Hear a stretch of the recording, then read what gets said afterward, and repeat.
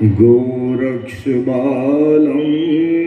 गुरुशिष्यपालं शेषहिमालं शशिखण्डभालं कालस्य कालं जितजन्मजालं वन्दे जटालं जगदवजनालं वन्दे जटालं जगदवजनालम् अखण्डानन्दबोधाय शिष्यसन्तापहारिणे सच्चिदानन्दरूपाय तस्मै श्रीगुरुवे नमः। आकाशताडकालिङ्गं पातालहट्केश्वरं मृत्युलोके महाकालेश्वरं लिंगं त्रियो नमस्तुते नमस्तुते।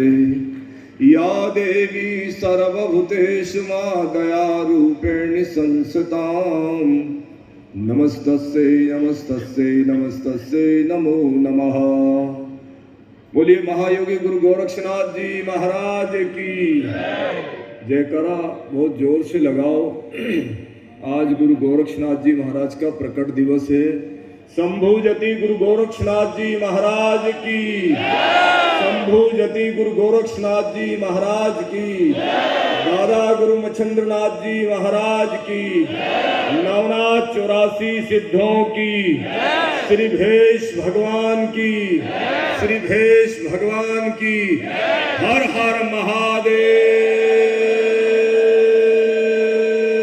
हर हर। परम सम्माननीय पूजनीय अर्चनीय वंदनीय मंचासीन समस्त भेष भगवान, सभा में उपस्थित समस्त संत महात्मा भक्तगण, देवी स्वरूप माताएं बहनें, नन्हे मुन्ने बालक बालिकाएं, पत्रकार बंधु और नीमच नगर के विभिन्न क्षेत्रों में काम करने वाले राजनीतिक गण, सामाजिक संस्थाओं के अध्यक्षगण, आज बड़ी प्रसन्नता की बात है। पिछले दिनों लालनाथ जी महाराज एक बड़े कार्यक्रम को लेकर के पूरे मध्य प्रदेश और राजस्थान में उन्होंने भ्रमण किया, उनके समस्त सहयोगी संतों को लेकर के। भरतरी गुफा के पीर महंत योगी रामनाथ जी महाराज जी से और मेरे से उज्जैन मिलने के लिए जब आए तो महाराज जी ने और मैंने बिल्कुल मुक्त कंठ से कहा कि आप कार्यक्रम करो, हम जरूर आएंगे। और मुझे अभी अभी राज्यसभा में लिया है, मेरे बहुत सारे कार्यक्रम थे। मैं अभी पंजाब, हरियाणा, हिमाचल, दिल्ली और उत्तर प्रदेश के प्रवास पे था। रात्रि को 3:30 बजे उज्जैन पहुंचा और योगी रामनाथ जी का मेरे पास संदेश आया कि अपनों को नीमच चलना। मैंने कहा हाँ महाराज जी जरूर चलेंगे, क्योंकि हमारे लिए सबसे जरूरी कार्य है हमारे भेग भगवान की मर्यादा का संदेश। और उस संदेश को जब हमें जहाँ भी कहीं मिलता है तो उसको स्वीकार करने की पूरी कोशिश और पूरा प्रयास करते हैं। आज का ये समागम बड़ा अद्भुत है। महायोगी गोरक्षनाथ जी का प्रकट दिवस और हम सब लोगों का यहाँ पर उपस्थित होना, मध्य प्रदेश, राजस्थान और विभिन्न क्षेत्रों के और विभिन्न मठों के धूनी द्वारों के सभी संत महात्मा हमारे यहाँ तो ऐसा बताते हैं कि दर्शनी योगी शिव की काया, जितने भी दर्शनी संत बैठे हैं यहाँ, वो भगवान महाकाल की, शंकर भगवान की काया है। और हम उनको अपने नाथ संप्रदाय की भाषा में उनको दर्शनी साधु कहते हैं। तो हमारे यहाँ तो पिछले बहुत अनेकों वर्षों से, अनादिकाल से महायोगी गोरक्षनाथ जी ने, दादा गुरु मच्छिंद्रनाथ जी ने, आदिनाथ, उदयनाथ, पार्वती, सत्यनाथ, ब्रह्मा जी ने इस देश में तमाम सनातन धर्म की संपूर्ण प्रक्रियाओं को समाज को परोसने का काम किया है, समाज के सामने भेजने का काम किया है। और इसी वजह से आज हमारा संपूर्ण राष्ट्र का जो संत समाज है उसमें अग्रणी पंक्ति में अगर कहीं कोई ऐसी स्थिति दिखती है तो हमको ऐसा लगता है कि गोरखपुर से जो हमारा शंखनाद होता है वो शंखनाद पूरे देश में ही नहीं पूरे विश्व में उसकी गूंज होती है। और ये पूरे देशवासियों को पता है कि राम जन्मभूमि वाला मामला वो जो 1000 वर्ष की समस्या थी जिसके लिए 500 साल तक सारे संतों ने संघर्ष किया, तो उधर से बम्बूल नाथ जी और बम्बूल नाथ जी के बाद में दिग्विजय नाथ जी और दिग्विजय नाथ जी महाराज के बाद महंत श्री अवैधनाथ जी और अवैधनाथ जी के बाद में योगी आदित्यनाथ जी ने जिस शंख को बजाया, पूरे देश में ही नहीं पूरे विश्व में ये मालूम पड़ा कि उत्तर प्रदेश जैसा प्रदेश जिसमें गुंडे निवास करते थे, जिसमें आतताई निवास करते थे, जिसमें इस ढंग के लोग निवास करते थे कि जहां सनातन को खंडित करने का ही काम किया जाता था, लेकिन महायोगी गोरक्षनाथ जी की कृपा से, भगवान महाकाल की आदिनाथ जी की कृपा से वहाँ एक अखंड ज्योत जगी और राम मंदिर का निर्माण कार्य पूरा हुआ और 22 जनवरी को रामलला वहाँ स्थापित हुए। तो हम संपूर्ण देश के जितने भी नाथ संप्रदाय के साधु हैं, हम समस्त नाथ संप्रदाय के साधु संतों की तरफ से योगी आदित्यनाथ जी वहाँ अग्रणी पंक्ति में रह करके राम जी को स्थापित कर रहे थे। यह पूरा देश अपने नेत्रों से निहार रहा था। ऐसी महान विभूति महायोगी गोरक्षनाथ जी ने इस देश में, लोग कहते हैं कि पतंजलि ने योग की स्थापना की है, हम भी मानते हैं, कोई अतिशयोक्ति नहीं है, कोई संशय भी नहीं है, लेकिन महायोगी गोरक्षनाथ जी ने जिस प्रकार से योग को स्थापित किया है इस दुनिया में, शायद इस दुनिया में कोई योग को स्थापित कर पाएगा। और योग का मतलब यह है कि टूटे हुए को जोड़ना, कुल टोटल योग।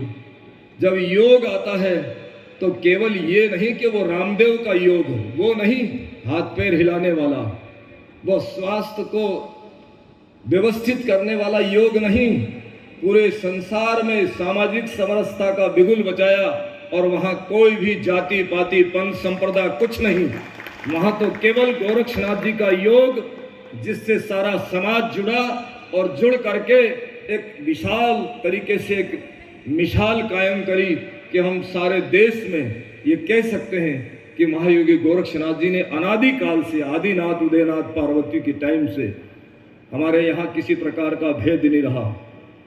महायोगी गोरक्षनाथ जी ने, उधर दादा गुरु मच्छिंद्रनाथ जी ने, उधर भगवान शंकर जी ने, उधर माँ भगवती राजराजेश्वरी पार्वती जी ने एक ऐसा इस देश के सामने से संशय खत्म किया कि हाँ, जहाँ हम पुरुषों को दीक्षा दे सकते हैं वहाँ हम मातृशक्ति को भी दीक्षा दे करके सनातन धर्म में दोनों प्रक्रियाओं को चलाने के लिए हमने सारा संसार के लोगों को ये अभिभूत कर दिया कि हमारे नाथ संप्रदाय में कहीं भी किसी भी प्रकार का कोई भेद नहीं है। और उस भेद को खत्म करने के लिए आपको मालूम होगा कि जिधर गोपीचंद भर्तर जी महाराज, उधर मैनावती, जिधर गोगा जी महाराज, उधर बाछल माता और सीरियल माता, ऐसी तमाम विभूतियों को उन्होंने अपने योग बल के माध्यम से दीक्षा दे करके और महिला और पुरुष का भी संशय खत्म किया है। और महायोगी गोरक्षनाथ जी ने 99 करोड़ राजाओं को योगी बना करके संसार में भेजा और आज भी सारी दुनिया के लोग उसको जानते हैं। विशेषकर हमारे जितने भी ये भगवाधारी संत बैठे हैं उन सबको मालूम है कि गोरक्षनाथ जी ने 99 करोड़ राजाओं का मोह भंग करके और उनको योग की दीक्षा दी है और पूरे संसार में गुप्त और प्रकट रूप से उन्होंने काम करके सारे समाज के लोगों को जोड़ा है। इसलिए आज का ये जो प्रकट दिवस का दिन है, हम संपूर्ण देश में जहाँ जहाँ भी नाथ संप्रदाय के जो भक्त निवास करते हैं उसमें कोई गृहस्थी नहीं है और कोई सन्यासी नहीं है। विरक्त और गृहस्थ ये दोनों प्रक्रियाएं तो लोगों के संकुचित दायरे का भाव है। भाई हम भी तो गृहस्थ ही से ही तो प्रकट हुए हैं, अगर गृहस्थ नहीं होता तो हम कहां से आते। इसलिए हमारे यहाँ तो नाथ संप्रदाय में गृहस्थी और विरक्ति दोनों का समावेशन करके और महायोगी गोरक्षनाथ जी ने उस व्यवस्था को बहुत अच्छे से संभाला है। और आपको एक बात बताऊं, जो भक्त नहीं जानते हैं, हमारे यहाँ तो मुस्लिम को भी शिष्य बना करके मृतक नाथ बनाया था सिद्ध बाबा हंडी भड़कनाथ जी, जो कर्नाटक में है। ऐसी हमारी नाथ संप्रदाय की परंपरा है। और आज मैं इस कार्यक्रम में इसलिए जरूरी में आया हूं कि आप जितने भी योगी यहाँ बैठे हैं, वस्त्र से कोई योगी नहीं होता है। वस्त्र तो हमारा एक प्रतीक चिन्ह है, हमको धारण करना है। और आप सब लोगों को ये बताएं कि नाथ संप्रदाय ने ही तो ये भगवा ये चलाया है। ये भगवा पहनने का किसी को अधिकार नहीं है इस पृथ्वी पर, केवल नाथ संप्रदाय के संतों को पहनने का अधिकार है। लेकिन अभी हमारे एक संत जी बोल रहे थे, कहाँ गए वो हमारे महाराज जी, क्या नाम है, राधे श्याम जी महाराज जी, उन्होंने बहुत अच्छी बात रखी।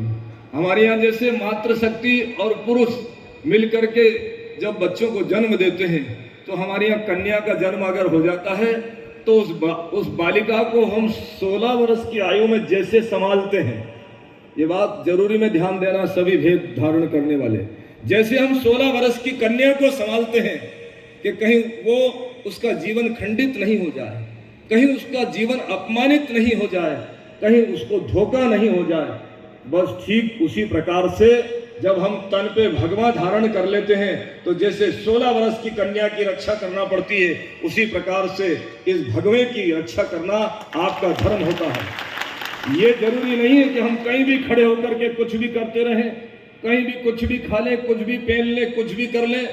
ये मर्यादा हमारे यहाँ की सनातन धर्म की मर्यादा तो है ही, लेकिन हमारे यहाँ नाथ संप्रदाय की जो व्यवस्था है कि रहनी सहनी कहनी और बहनी, ये हमारी जो हमारे यहाँ गोरक्षनाथ जी की जो वाणियों की जो व्यवस्था है, वो वाणियां जो है गगन मंडल में औंधा कुहा तहां अमृत का वासा और सुगरा हो सो भर भर पीवे नुगरा जाए प्यासा। ये तो गोरक्षनाथ जी की ऐसी वाणियां हैं कि समझना मुश्किल का काम है, लेकिन आपका धर्म बनता है, आपका अधिकार बनता है, आपका कर्तव्य बनता है कि आप उस समस्त व्यवस्थाओं को जब धारण कर लिया, आपने जनेऊ धारण कर ली, आपने रुद्राक्ष धारण कर ली और आपने कुंडल धारण कर लिए महायोगी गोरक्षनाथ जी के, आपने धूनी चेतन कर ली, तो फिर आपको ये समझना है कि हमको पूरी रहनी सहनी कहनी बहनी के साथ में उस पूरी व्यवस्था का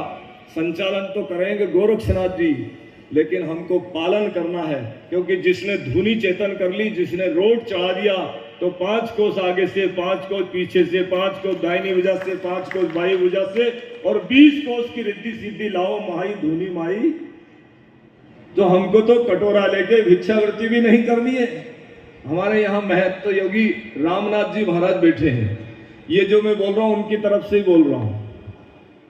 महाराज जी ने बोला कि मेरी तरफ से भी बोल देना, तो ये मेरा पूरा उद्बोधन उनकी ही तरफ से है कि हमारे यहाँ तो धूनी माई, तुम हमको सब कुछ ला करके दो, हमको तो भिक्षा में कहीं अपना खप्पर लेकर के जाने की भी आवश्यकता नहीं है।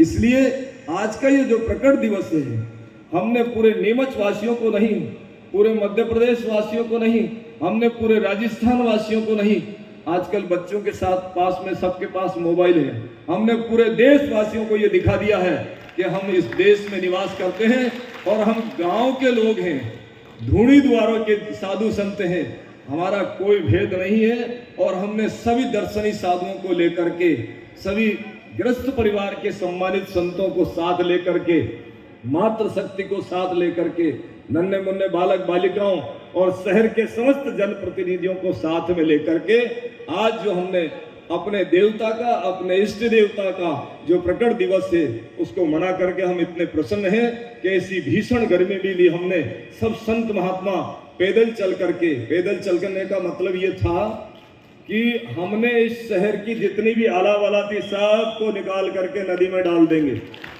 जब संत का फेरा होता है तो पूरे नगर की अला बलाएं खत्म हो जाती है। इसीलिए संत का जो पदार्पण होता है, संत के चरणों की जो धूल होती है, वो अपने मस्तक पर धारण करेगा, उसके सारे कलंक दूर हो जाएंगे। ऐसी मेरी भावना है।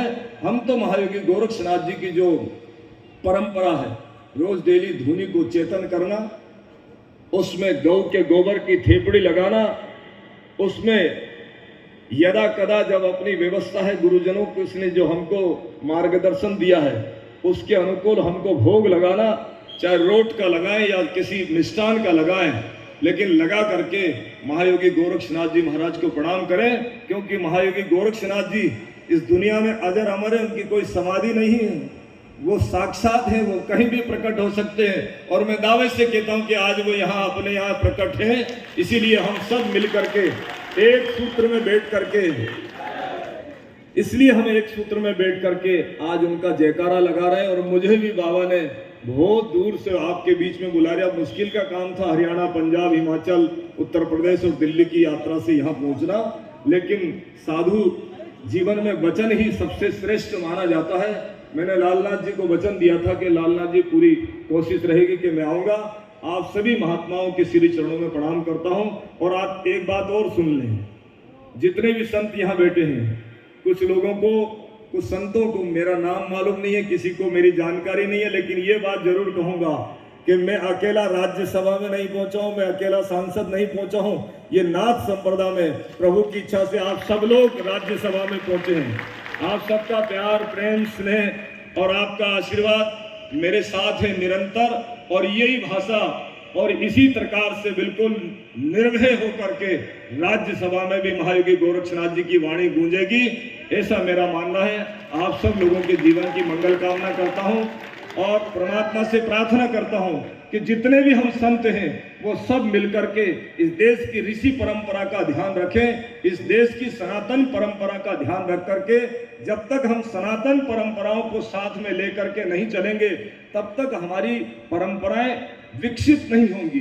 महायोगी गोरक्षनाथ जी की कृपा से आदित्यनाथ जी की व्यवस्थाओं को आप देखें, वो कहीं भी किसी प्रकार के साधु से भेद नहीं मानते।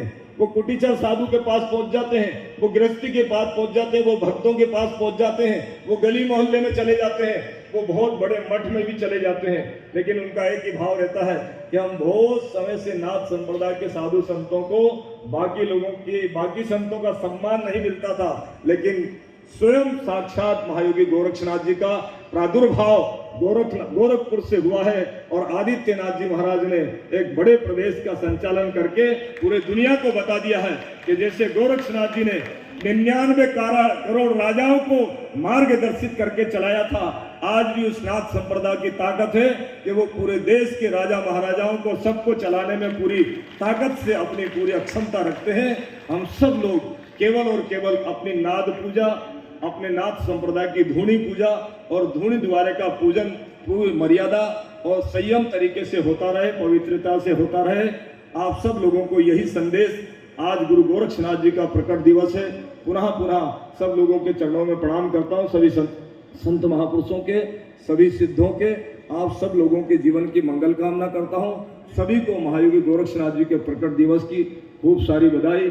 मेरी वाणी को विराम। और आने वाले समय में जब भी हम कभी कोई कार्यक्रम आयोजित करें तो कम से कम 1 महीने पहले उसकी सूचना रहे, तो पक्की बात है कि प्रत्येक कार्यक्रमों में आने का पूरा प्रयास करूंगा। पुनः सब लोगों के जीवन की मंगल कामना। और मुझे इजाजत भी है, दूसरे कार्यक्रम में जाना है। जय जय श्री राम, जय श्री राम। महाकाल भगवान की, महायोगी गोरक्षनाथ जी महाराज की। बहुत बहुत धन्यवाद महाराज पाल योगी जी ने बहुत सुंदर शब्दों में, बहुत आभार ये कार्यक्रम के लिए। अब आप मैं निवेदन करूंगा प्रधान जी, माननीय विधायक महोदय, हमारी समिति की ओर से हमारे पूज्य पीर जी महाराज और पाल योगी जी को छोटा सा भेंट स्वीकार करें। इतनी तपती गर्मी में माई गोरक्षनाथ का संकल्प आपने जो मुझे वचन दिया उसको आपने निभाया, बहुत धन्यवाद।